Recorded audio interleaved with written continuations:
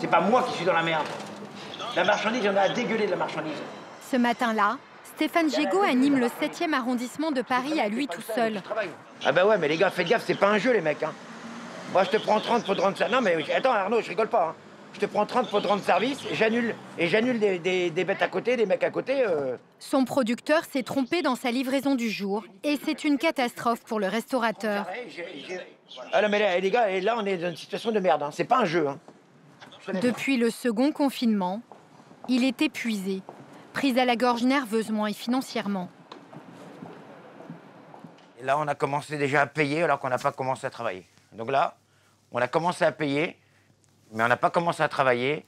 Et on sait très bien qu'à la fin de cette journée, on n'aura pas travaillé assez pour payer simplement le fait d'ouvrir la porte. Cela fait 18 ans qu'il gère l'Ami Jean, un bistrot terroir où se côtoient des légumes rares, des viandes confites dans leur jus, saupoudrées d'origan flambé au chalumeau. On brûle cette petite fleur, tout simplement, pour obtenir ce côté barbecue. Et des produits d'exception, comme ce lièvre à la royale, qu'il est un des seuls à cuisiner en France. 3 semaines de marinage, après on le cuit, on le laisse reposer, on le reprend. Et là tu sens, voilà, regarde le foie gras, les châtaignes, les petits oignons gros lot. Et ça, on va le servir à emporter aujourd'hui. Stéphane a fait le pari de continuer à cuisiner ses plats fétiches, pour les vendre à emporter, dans des barquettes certes, mais comme s'il dressait une assiette. Aujourd'hui, c'est fines gelées de lentilles et feta. Le côté suave, le côté gourmand, le côté généreux de la lentille. Après, tu as un petit point de viandard avec le côté riz de veau. Là, c'est une petite herbe magnifique qui a ce côté très végétal, très parfumé. Les 3/4 de son équipe sont au chômage partiel. Amande, s'il te plaît. Stéphane vient seul tous les matins, pas pour se faire plaisir, mais pour essayer de sauver son bistrot. Son coût de fonctionnement est de 9 000 € par jour, que les aides de l'État sont très loin de couvrir. Ouais, on est là pour pas mourir. Hein. Moi, là, si on est là, c'est parce que justement, économiquement parlant, il faut garder le fil. Il faut pas perdre d'argent. Mais le moment que ça va arrêter, c'est que les gens joueront pas le jeu et qu'on verra qu'économiquement parlant, c'est plus viable, on arrête de suite. Hein. C'est pas mon bien à moi à savoir si je vais faire à manger. C'est une économie, c'est un système économique qui est en place là. C'est pas du bien à cuisiner. Non, non, les bisounours, ça marche pas. Stéphane Gégaud est loin, très loin d'être un cas isolé. Aucun chef n'est épargné, même les plus célèbres d'entre eux. Nous sommes allés à la rencontre de nos top chefs, dans les coulisses de l'émission. S'ils enlèvent leur masque, c'est qu'ils sont tous testés régulièrement et tous négatifs. C'est Paul Perret, Allez, Polo, viens t'asseoir. Qui est le mieux loti. Son restaurant est en Chine, à Shanghai. De l'Asie, du pays producteur du Covid. Le fournisseur officiel du Covid. Cela fait longtemps qu'il est sorti de la crise. C'est le cas, c'est le cas zéro. C'est le cas zéro. Il est là, le cas zéro. Voilà. C'est Paul Pangolin. Mais ses collègues, eux, sont en pleine souffrance. La profession prend la crise de plein fouet. Elle croule sous les dettes et se bat pour une reconnaissance. On paye 72% d'impôts. Elle n'accepte surtout pas d'être considérée comme un commerce non essentiel. On est un pourvoyeur d'emploi quand même. Nous sommes des entreprises de services. Hein. Notre masse salariale, elle représente énormément de notre chiffre d'affaires, hein, entre 35 et 45%. Et sans compter les autres, les professionnels aussi qui sont derrière nous, comme nos fournisseurs, nos éleveurs, les viticulteurs, les agriculteurs, etc. Enfin, moi là, hier, il y en a un qui m'a appelé en me disant je pourrais plus vous fournir, je mets la clé sous la porte. Il faudrait qu'ils s'aperçoivent de ça. Alors, parce que, en fait, tout ce qui concerne l'artisanat, tout ce qu'on représente aujourd'hui, c'est quand même le premier employeur de France. D'accord ? Moi, je l'ai dit, hein, on est les globules rouges de la France. Si nous, on tousse, c'est la France qui sera malade. Donc, faut pas l'oublier, ça. Il faut faire attention parce que tout le monde est à cran aujourd'hui. Et je peux vous dire que les remontées, on les a de la base. Les mecs n'en peuvent plus. Le discours qui tenait au mois de mars ou au mois d'avril, aujourd'hui, c'est plus le même. Alors, faut faire attention. C'est une réalité. Un restaurant sur 2 pourrait fermer définitivement d'ici quelques mois. Alors, certains ont décidé d'entrer en résistance. 72-26, c'est OK. Ils se sont lancés dans la livraison. Je vous invite à récupérer votre commande. Ils ont changé toutes leurs recettes. Donc là, on est vraiment dans des tests. On sait pas trop dans quoi on s'aventure. Ils ont innové. quitte à réinvestir et à prendre des risques. Ça, c'est un produit que je connaissais pas spécialement, le nuggets. Dans nos restaurants, c'est pas ce qu'on travaillait, donc il a fallu se réinventer un peu. Nous avons passé une semaine avec 4 chefs issus de 2 mondes différents. La tradition d'un côté, l'innovation de l'autre, mais tous bien décidés à mener le même combat.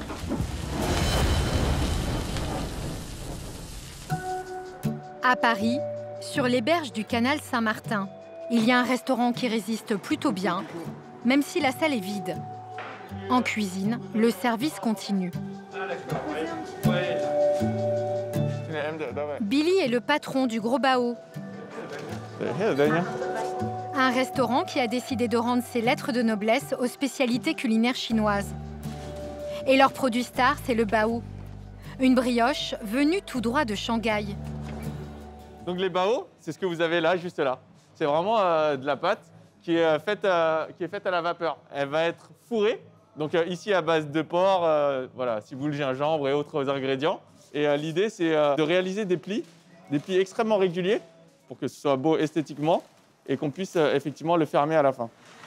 Selon ce savoir-faire ancestral, pour un bao qui se respecte, 18 plis sont nécessaires. C'est des plats qui sont vraiment réconfortants. Un bao, c'est quelque chose qu'on peut manger à tout moment de la journée. Et on n'avait pas ça, en tout cas, de la qualité qu'on souhaitait à Paris. Hello, chef. Ce restaurant, Billy l'a ouvert en juillet 2020, entre les 2 confinements. Autant dire une période délicate pour les restaurateurs. Alors qu'il avait de grandes ambitions, la crise sanitaire lui a coupé les ailes. Là, vous pouvez voir toutes nos chaises qui sont totalement inutilisées. Nous, on est vraiment un restaurant, on est un lieu de vie. Les gens viennent, on a jusque 150 places assises. D'habitude, ça grouille et c'est génial. C'était génial, mais ça n'a pas duré. Alors pour continuer son activité, comme beaucoup de restaurateurs, Billy a dû s'adapter. Vous avez fait combien là en pulp aujourd'hui ? Il mise aujourd'hui sur la vente à emporter. Ah oui, ok. Donc là, ça a constitué bien 40% à emporter. C'est cool. Les clients viennent quand même jusqu'à la porte du restaurant. En tout cas, ils viennent de plus en plus. Et ça, c'est encourageant. Donc voilà, continuez à venir. Mais la vente à emporter, c'est un nouveau métier pour lui. Des techniques qu'il ne maîtrise pas encore et qui pourraient faire baisser sa cote de popularité auprès de ses clients. Salut. Dans ce restaurant, dont il est également propriétaire, il y a eu une alerte. Salut fille, ça va ? Hello, ça va et toi ? Ouais, ça va, super. Bon, ça va, vous êtes en place pour le service de ce midi ? Comme tous les restaurateurs, il est noté sur les sites de livraison par les clients. Cela n'a l'air de rien, mais c'est une information cruciale pour la survie de l'établissement. La note, elle est passée de 4,6 à 4,5. En fait, c'est vrai, hein, ça ne semble pas grand-chose. Donc, on est toujours sur 5. C'est quand même une super note. Hein, donc, ils font quand même encore du super boulot. Mais honnêtement, je pense que ça réduit le nombre de commandes de 10%. Vous avez suffisamment de bao ? Et Billy sait exactement pourquoi la note a baissé. Son temps de préparation est trop long. Donc là, on a perdu jusque 3 minutes par rapport à ce qu'on faisait auparavant durant le dernier confinement. Des retards sur les commandes, des produits manquants. Ça fait partie du nouveau process que vous avez mis en place. Billy prend le problème très au sérieux. Donc ça te fait gagner un petit peu de temps encore. Et pour cela, il va se faire aider par des experts. À Aix-les-Bains, en Savoie. Et nous, ma salade préférée, là. Elle arrive. Hop, hop, hop. Chez Karine, productrice de légumes, Jean Sulpice vient s'approvisionner toutes les semaines. Elle commence à se paumer, tu vois, ça fait comme la sucrine qu'on disait tout à l'heure. 40 ans, petit-fils d'hôtelier, ce chef 2 étoiles Michelin a grandi dans la région. Voilà, ça c'est donc là, on va la laisser prendre sa marbrure, tu vois. Là, elle commence un petit peu à faire le cœur et avoir sa belle marbrure. Je vais t'en cueillir une ou deux pour le plaisir. Il est venu aujourd'hui prendre des produits de saison, de la laitue, des blettes, du fenouil. Voilà, ça tu y manges comme du radis noir. Et ces drôles de radis. Donc, comme le radis noir. Des radis asiatiques. Non. Ah oui, c'est super bon, ça cru, c'est génial, c'est une super couleur. Ouais. C'est vivant, c'est super beau. Là. On dirait que c'est un œil qui est en train de regarder. Qui regarde. C'est en train de... Ouais, non, c'est super beau. Hein. Son restaurant est bien entendu fermé en ce moment. Alors une de ses idées pour limiter la casse est de proposer à la vente des paniers de légumes. Une façon pour lui de soutenir les petits producteurs. Nous, on est une génération, on nous a prévenus que le monde, c'était pas un long chemin tranquille et qu'il pouvait nous arriver des déboires. Et je pense qu'aujourd'hui, on se le prend en pleine figure. Malheureusement, nous, on fait partie des plus touchés parce qu'on nous demande de fermer le rideau. Et ce rideau-là, on essaye de le maintenir un minimum ouvert pour garder le lien avec nos producteurs, nos clients d'une manière différente, quoi. Bon, bah voilà, tout est là. Ah, c'est génial. En cette période, le chef ne propose pas que des paniers légumes. Il offre aussi des menus à emporter, avec toujours des produits de saison et de son terroir. Et ça, c'est le trésor de la maison, ça. Le petit trésor. Ça, c'est la spécialité de la maison, ça. Ça, c'est le mesclin. Le mesclin, c'est un mélange de pousses et de feuilles d'au moins 5 variétés différentes. Ça, c'est du pak choy, une feuille de pak choy rouge. Et après, de la petite frisée fine blanchie. Mais bon, il n'y en a pas pour tout le monde. Hein. Alors, ah non. Sûr, hein. À Paris, à 2 pas de l'Opéra, ces 3 amis aussi auraient pu se laisser engloutir par les problèmes. Avant mars, Jean, Charles et Jeff étaient les rois de ce passage très couru du 2e arrondissement. Zola était leur pizzeria. Depuis le 15 mars, on a essayé un petit peu de le rouvrir pendant le confinement, mais on s'est rendu compte qu'il y avait quasiment pas de demande. On est dans un passage ici, donc la particularité, c'est qu'il n'y a pas une terrasse en plein air. Donc on a préféré refermer. On a rouvert le 15 septembre, et au bout de 15 jours, en gros, il y a eu le couvre-feu. Donc voilà, il dort pour le moment. C'est triste à voir, mais c'est comme ça. Le problème, c'est que cette pizzeria n'était pas leur seul établissement. Ça, c'est le 2e restaurant. Normalement, il y a une grande terrasse ici. On a été obligé de tout rentrer, bien sûr. En tout, les amis géraient 6 établissements. Des bistrots chics pour lesquels les trentenaires ont emprunté des millions. Avant que le Covid ne gâche toute leur vie. Aujourd'hui, tout y est figé, comme dans un songe. Et bah là, ce qu'on a, c'est ce qui n'arrête pas, par contre, c'est les facturations. Les factures des derniers fournisseurs là qu'on reçoit au fur et à mesure, donc toutes les semaines, dès qu'on arrive, on a le courrier sous la porte. Et voilà, et ça, il va falloir le payer. Les aides de l'État sont une goutte d'eau face aux 6 loyers, aux charges et aux emplois de leurs 50 salariés. Mais au lieu d'être accablés, ils ont réfléchi. On aurait pu faire une cuisine importée en bricolant avec cette typologie de food, mais sachant que la typologie de food n'est pas vraiment adaptée. Par exemple, un filet de dorade avec une fondue de poireaux, on a du mal à l'imaginer enveloppé dans un papier cartonné ou dans un emballage cartonné, partir, se faire secouer. On n'a pas envie de ça. Des plats impossibles à transporter. Alors les 3 amis ont ressorti un vieux rêve des cartons. Un concept fou, lancé timidement il y a 2 ans, et que beaucoup de restaurateurs alors avaient rageusement critiqué, et qui pourtant est en train aujourd'hui de leur sauver la vie.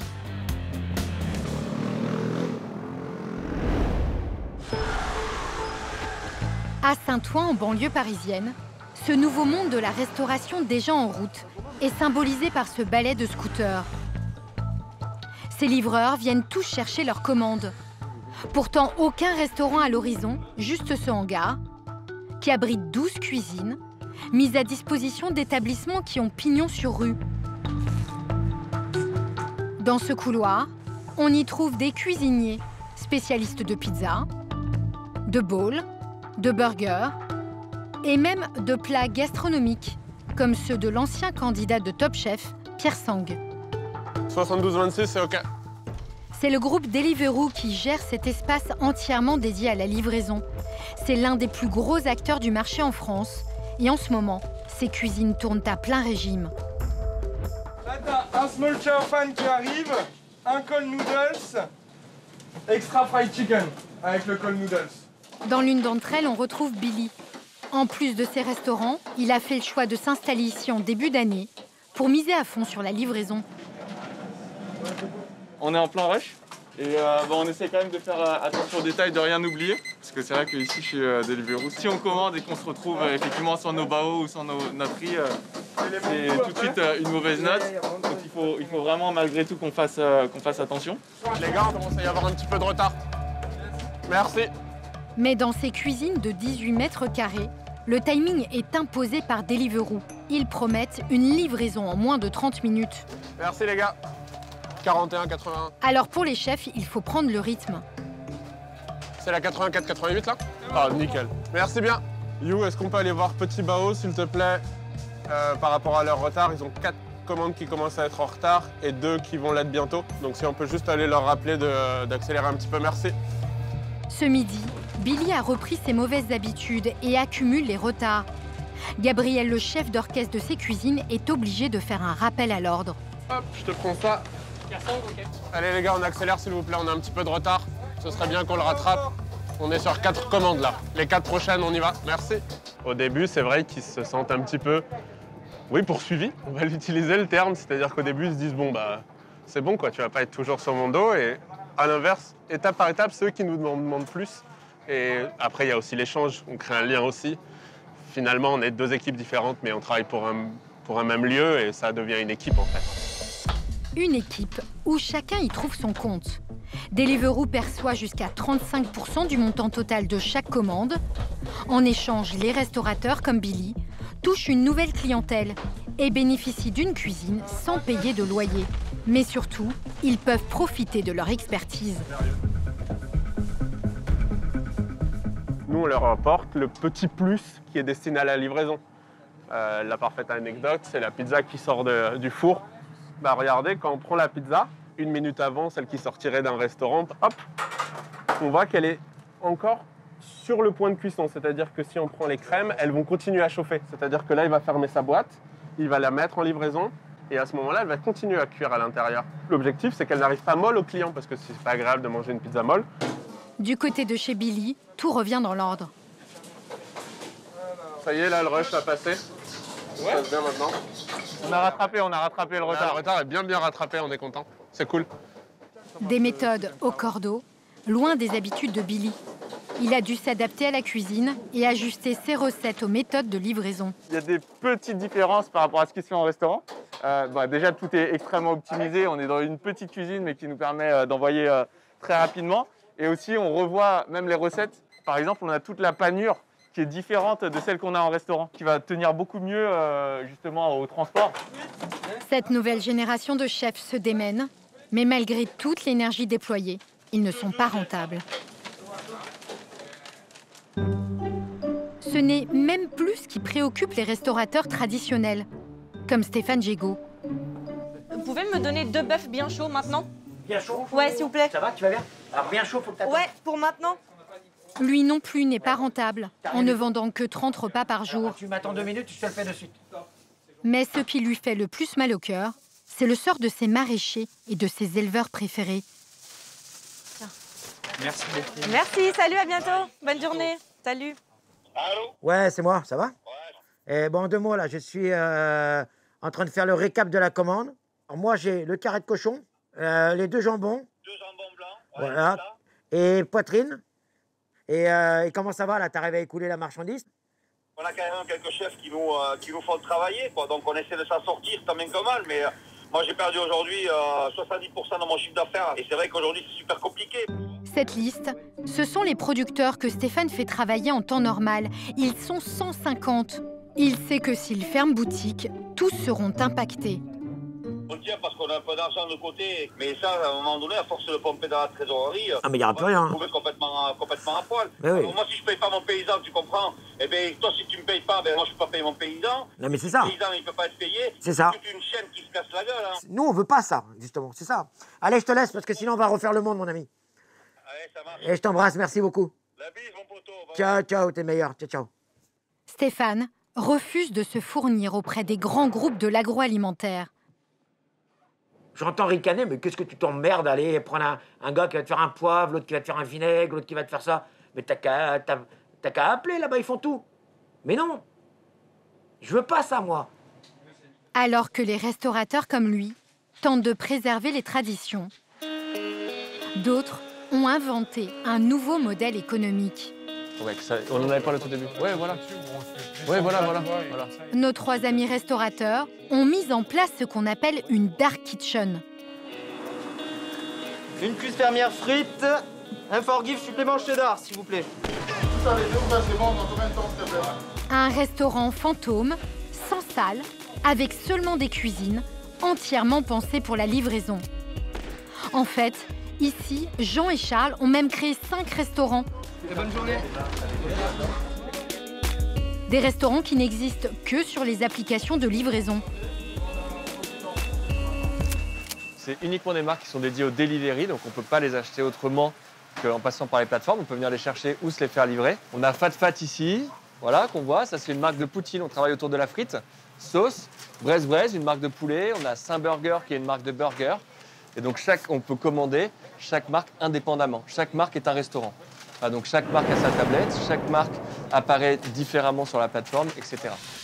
Quand vous allez sur une plateforme de livraison et que vous croyez commander dans plusieurs restaurants différents, c'est en fait dans ces cuisines que tout est centralisé.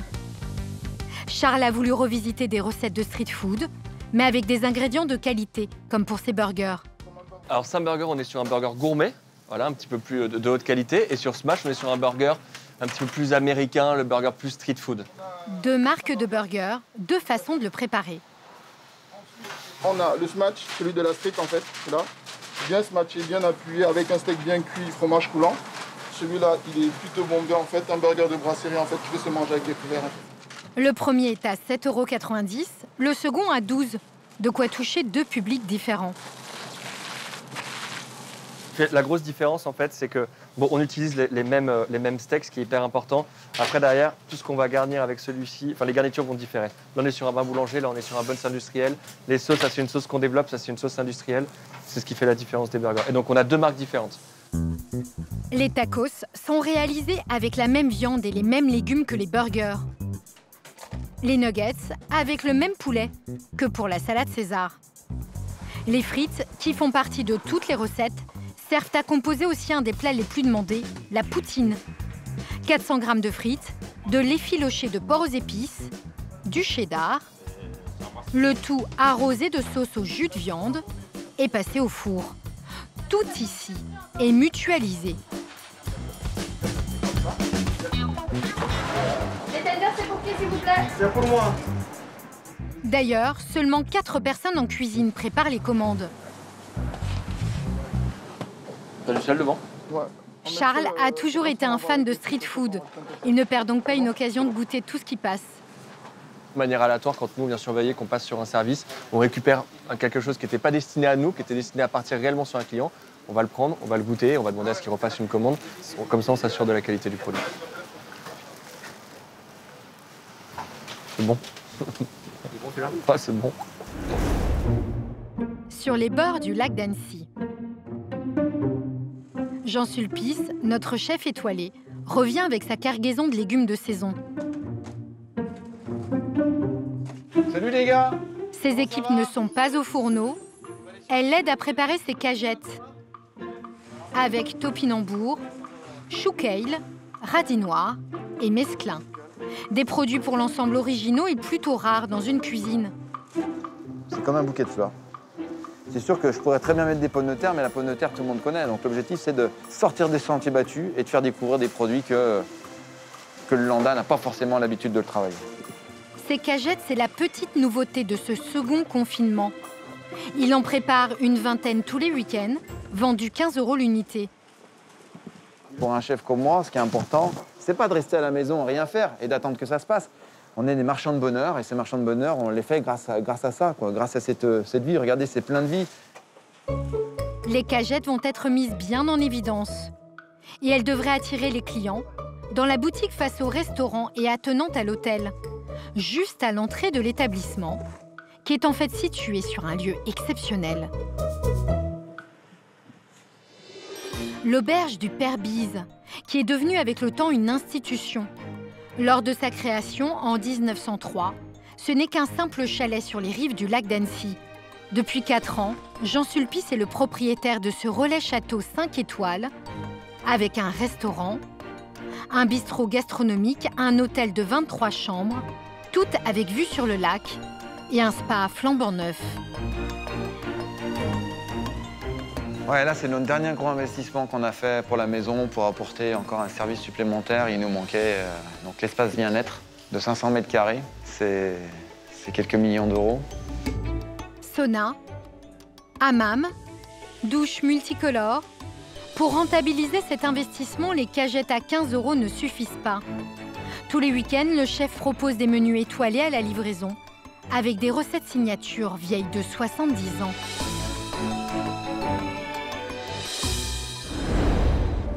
Changement d'ambiance dans les cuisines de Deliveroo à Saint-Ouen. Le service prend fin et Billy n'est pas totalement satisfait. Le plus long, c'est quoi? C'est compas? En fait, il n'y a rien de plus long. Mais en fait, le compas, il faut que 2 pannes, un pour le riz et un pour le deux. Depuis qu'ils se sont installés dans ces cuisines partagées, ils ne s'attendaient pas à une telle demande. Les livraisons explosent et le temps pour réaliser chaque commande diminue. Billy s'inquiète des répercussions sur la qualité de sa cuisine. Celui-là, tu vois, déjà, il est moins croustillant qu'à Gros Bao. Comme la dernière fois qu'on l'a goûté chez Petit Bao. Alors chaque semaine, avec son associé César, il goûte ses plats. Il veut être sûr que ce qu'il envoie de sa cuisine partagée soit de la même qualité que ce qu'il propose au restaurant. Elles sont bien fondantes. Hein. Ouais. Elles sont même plus relevées, je trouve, qu'à Gros Bao. En piment. Ah ouais? Ouais. And what do you think of the charmian? Charmian? the charmian? Sa technique, s'appuyer sur ses différents chefs. Noodle is little salé. Yeah. Need more, less. Yeah. On a la chance d'avoir des chefs chinois et qui se baladent dans les différents restaurants. On n'hésite pas justement eux aussi à les faire goûter pour voir quelles sont les différences et s'ajuster par rapport à eux parce que bon, c'est quand même eux les cuisiniers. Passer d'une cuisine ancestrale, pensée pour des restaurants traditionnels, à des plats livrés en moins de 30 minutes et évalués à chaque étape. Pour lui, ça change tout. La personne, elle est chez elle, elle va noter et ça va vraiment être voilà, le juge de paix. On peut pas, on peut pas dire qu'on savait pas. Alors qu'en restaurant, on n'a pas les outils justement pour pouvoir savoir pour chaque client si ça a été ou pas réellement. On ne peut pas compenser en fait. Ici, tout doit être parfait. En restaurant, on peut compenser par du service. Mais ils sont loin d'être à court d'idées. En Haute-Savoie, le chef Sulpice, habitué à diriger 120 salariés, doit aujourd'hui composer avec seulement une vingtaine de cuisiniers. Le pâté, on en a assez ou faut en mettre un? Et ces services ne se font à présent que le week-end et se résument à la préparation de la vente à emporter. Un tour de force pour un chef étoilé. La difficulté de faire ces plats emportés, c'est qu'on n'aura pas la même magie que quand on vient au restaurant avec une restauration minute pour respecter les cuissons. Donc il faut que nous, on se rapproche au maximum de cette sensation-là. Là, il remplit les bols du plat signature de la maison vieux de 70 ans. Le gratin de queue d'écrevisse à réchauffer au four à la maison. On va mettre le fromage dessus, juste après la ciboulette. En entrée sur le menu, une salade de légumes et fruits d'automne au curry, zeste de citron vert et clémentine. Là, on passe sur le plat. En plat, de la coquille Saint-Jacques, sur une compotée de courges avec du pied de porc. Chaque week-end, il prépare près de 80 commandes à 36 € le menu. On est loin des chiffres du premier confinement, pendant lequel il préparait jusqu'à 500 repas. Il a perdu aujourd'hui plus de 40% de son chiffre d'affaires.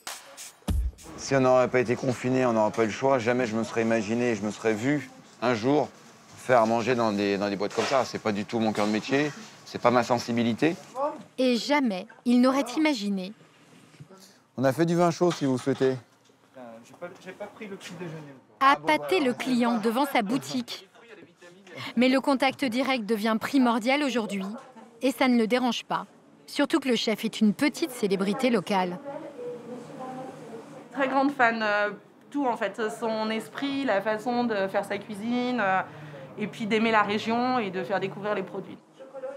Mais le chef vient surtout s'assurer que son nouveau service plaît à sa clientèle d'habitués. Vous avez pris des plats emportés? Oui. Bon, vous me direz.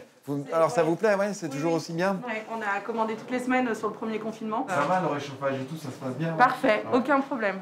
Même si la vente à emporter lui a permis d'élargir sa clientèle, Merci. tant que l'horizon ne sera pas dégagé, le chef sait qu'il aura du mal à atteindre son objectif, décrocher une 3e étoile au guide Michelin. On a l'impression que c'est toujours les mêmes qui sont punis, mais aujourd'hui, voilà, il faut qu'on se serre les coudes.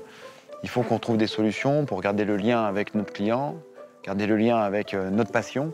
Personne ne viendra nous aider. La seule personne qui peut nous aider, c'est moi. À Paris, samedi dernier, dans la Dark Kitchen. Les 2 vrais sans persil, ça arrive? Ça arrive. Ok. On est en plein rush. Pourtant, on entend juste le souffle des machines. Les équipiers sont extrêmement concentrés. Oui. Oui. Les procédés sont tellement optimisés que parfois ça leur joue des tours. Et ce qui est assez fou, c'est que quand on va trop vite sur les opérations, ça nous arrivait d'avoir des retours négatifs, où les gens doutaient de notre capacité à créer minutes, ils pensaient qu'on stockait à l'avance et puis qu'on réchauffait, etc. Ce qui est assez dingue, en fait. Leur record entre la prise de commande et la livraison est de 6 minutes 30. Merci. Bon courage. Ça, c'est quand tout va bien. Car parfois, la machine s'emballe.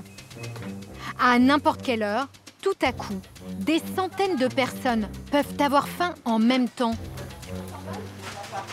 Tiens, tu peux noter parce que là, bien sûr. Et donner des sueurs froides à toute l'équipe. Pas d'erreur, pas d'erreur, pas d'erreur. Ça marche en dents de scie, en fait. C'est pas du tout linéaire comme un restaurant. Le service, on sait comment il va se dérouler, notre service. On accueille nos clients, on peut gérer le flux. Quand il y a trop de monde, eh ben, on peut proposer aux gens de revenir ou sinon d'expliquer qu'on est complet, etc., etc.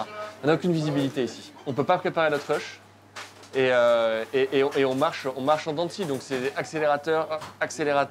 Donc est-ce que c'est parce que c'est les pubs, la fin d'un JT, je ne sais quoi, en fait, ça marche exactement comme ça. Il faut être hyper préparé. Et ça, avant, enfin, pareil, on n'était pas préparé à ça. Du coup, c'était...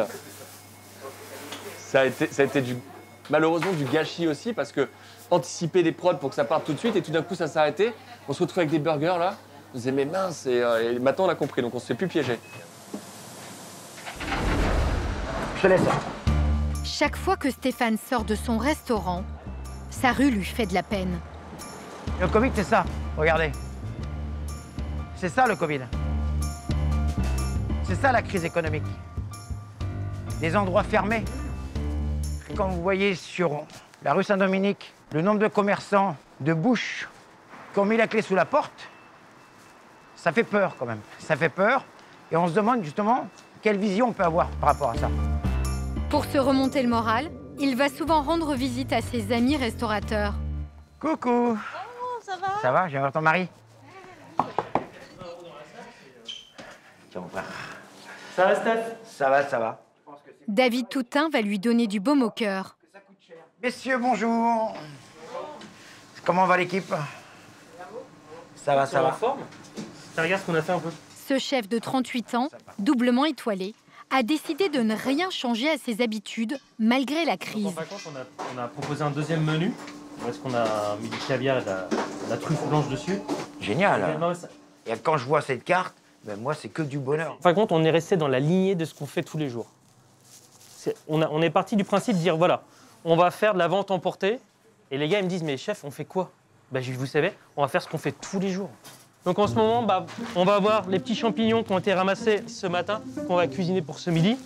Une fondue de poireaux qui va être servie avec des huîtres. Donc là, on va être sur une crème fraîche acidulée. Une huître qui va être servie froide, pochée, avec un coulis de kiwi. Regardez, il y a des beurres moussants, c'est une cuisine qui vit, c'est chouette, quoi. David Toutain a choisi de conserver toute son équipe, de peur qu'il ne perde la main s'il ne s'entraîne pas. Il y aura une perte de savoir-faire, il y aura une perte justement où, quand tu casses quelque chose, quand tu casses un jouet, t'as beau le réparer, mais il sera réparé avec des imperfections. Il sera réparé avec justement, il ne sera pas à 100% de ses capacités. il n'y a rien de pire que de faire casser l'espoir à quelqu'un. Tu vois, je vais vous faire voir un truc, viens avec moi. Je vais vous faire voir un truc. Dans un local, juste à côté de son restaurant. Bonjour monsieur. David s'est monté un vrai trésor de guerre. Comme on achète également et qu'on ne veut pas casser cette chaîne d'acheter des produits à nos fournisseurs, bah regardez ce qu'on fait. On n'a rien inventé, mais on est en train de tout préserver. C'est-à-dire qu'on va continuer de leur acheter des betteraves, on continue de leur acheter des carottes, on va continuer de leur acheter des coings, des citrus, des choses comme ça. On continue d'acheter et on n'en a pas besoin parce qu'on n'a pas assez de fréquentation. Mais tu les... Voilà. Et ben on va les préserver et on va se dire, bah tiens, dans 1 an, dans 6 mois, dans 2 mois, dans 3 mois, je ne sais pas quand, et ben on va pouvoir les utiliser. Et ça, c'est aussi important de continuer à faire tout ça. Malgré tous leurs efforts, ces grands chefs aussi sont à peine à l'équilibre. Pour s'en sortir, Billy agit comme tout bon joueur d'échecs. Il a toujours un coup d'avance. Il veut courir plus vite que la crise. Et pour ce faire, il a transformé sa cuisine en laboratoire. Et avec son associée Céline, ils ont mis au défi leur chef Lucie. Donc là, on est vraiment dans des tests. On ne sait pas trop dans quoi on s'aventure. Et l'objectif, c'est ça, c'est vraiment reproduire de manière hyper qualitative les nouilles instantanées qu'on peut retrouver dans les supermarchés, en fait. Donc là, c'est la soupe qui a été déshydratée. Pour cette recette, ils poussent la logique de la livraison à l'extrême et réfléchissent à un plat spécial confinement. Et donc là, l'idée, c'est par exemple ce morceau-là, on va le transformer en poudre. Et en fait, quand on mettra de l'eau, de la bouilloire, ça va se transformer en bouillon. Et en fait, ils auront la soupe à la maison. Comme ça, il n'y a pas de problème de livraison, on garantit la qualité du produit. Donc c'est un peu de la chimie. Un plat pensé en 1 semaine seulement. C'est bien, hein? I think it works. En cette période de crise et de contraintes, Billy et Céline redoublent de créativité. En chinois, le terme crise, en fait, c'est soit une menace, soit une opportunité. Et en fait, nous, on voit plutôt ces moments-là comme des opportunités pour faire des choses nouvelles et grandir. Et je pense que c'est vraiment une question d'état d'esprit. Et nous, on a cet état d'esprit-là. Une confiance à toute épreuve qui semble se retrouver jusque dans leur plat. On tient quelque chose de pas mal, de cool. On tient quelque chose de très très cool. Bah, il y a des ajustements à faire, mais en tout cas, ce qui est bien, c'est qu'on sait que c'est faisable. Mais cet optimisme pourrait être de courte durée. Les restaurants n'ouvriront pas, même après le 1er décembre. De nouvelles restrictions qui accablent nos top chefs. 0 €. Il y aura de la casse. Et aujourd'hui, on n'a aucune visibilité. On ne sait pas, on est comme tout le monde dans l'attente de nouvelles mesures, de nouvelles restrictions. Le confinement, là, jusqu'à quand? On ne sait pas. Jusqu'à quand? Et puis surtout, si déconfiné, moi je suis quasiment sûre qu'on ne nous donnera pas l'autorisation de réouvrir, ou alors que de réouvrir partiellement. Ça, c'est évident. On te dira de 4 ou 6 mètres entre chaque table. Ouais, c'est un truc débile. Et comme beaucoup de restaurateurs, ils envisagent de ne pas ouvrir si les mesures sanitaires sont maintenues. Le seul moyen pour eux de rester rentables. Mais ça ne sert à rien d'ouvrir si vous perdez de l'argent. Qui ferait ça? Faut être logique quand même, faut du bon sens. Mon sang, ouvrir pour perdre de l'argent, qui ferait ça aujourd'hui? Qui accepterait aujourd'hui, comme ça se passe, de ne pas être payé, de ne pas avoir de salaire depuis 7 mois? Parce que ça existe. Il y a plein de TPE, il y a plein de petits restaurateurs qui ne perçoivent même pas de salaire. Qui l'accepterait aujourd'hui? Personne. Alors pourquoi nous? Et alors que la livraison est à présent la seule bouée de sauvetage des restaurateurs, une nouvelle règle est venue changer la donne. Il est 21h15 samedi dernier. C'est bien, on a passé les 100. Charles est content. La Dark Kitchen a fait 100 commandes. En temps normal, un second rush devrait arriver et doubler sa recette. Mais c'est sans compter une nouvelle obligation qui est tombée la veille, fin des livraisons à 22h. Bah, il est 21h15, avec la nouvelle réglementation, on va fermer là, dans un quart d'heure et on va reprendre un pic là. Là, voilà, ça va partir. Normalement, c'est le pic de 21h30. On le sait systématiquement.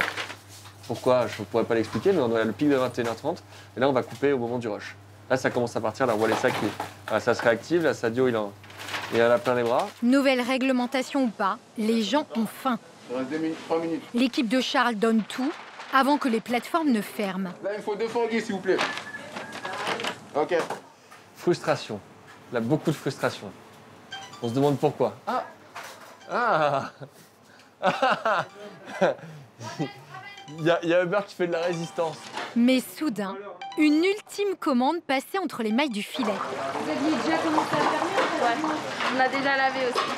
Mais du coup, on a essuyé et puis voilà. 21h40, voici la dernière poutine de la soirée. Hop, allez top, tu peux valider. Charles est obligé de fermer son établissement 2 heures plus tôt que d'habitude. Mais dehors, certains livreurs ne sont visiblement pas au courant. Les gars, vous êtes au courant que c'est fermé? C'est fini. Les plateformes, ils ferment à 21h30. C'est fini, hein. C'est pas nous, hein. C'est Uber et Deliveroo, ils ont coupé. Samedi soir, 22h. L'heure où d'ordinaire, Paris est une fête. Et où désormais, la ville s'éteint.